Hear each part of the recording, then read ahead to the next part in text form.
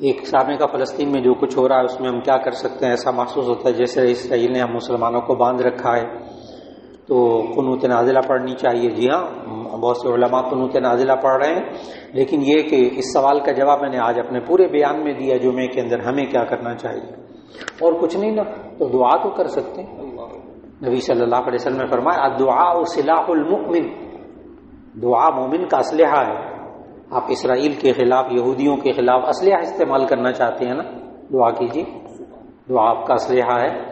اس لیے کہ بندہ جب دعا کرتا ہے نا تو اس کے جذبات میں تبدیلی آتی ہے، پھر وہ مالی مدد بھی کر سکتا ہے۔ ہاں، جہاد کرنا، وہاں جا کے لڑنا، وہ جن کے ذمے ہے وہ کام کریں گے۔ ہماری آرمی کے ذمے ہے، وہ فوج چلی جاتی ہے، جا کر مقابلہ کرتی ہے، بہت اچھی بات ہے۔ یہاں سے اسلحہ دیا جاتا ہے فلسطین میں مسلمانوں کو، بہت اچھی بات ہے، وہ ایک الگ سلسلہ۔ آپ کے ذمے ہے کہ آپ ان کے ساتھ مالی مدد کر سکتے ہیں، کر دیں۔ کچھ بھی نہیں کر سکتے تو کیا کر سکتے ہیں؟ دعا کر سکتے ہیں۔ ذہن میں رکھیں کہ دعا آپ کا اسلحہ ہے، دعا آپ کا ہتھیار ہے، اللہ قبول کر لے گا انشاءاللہ۔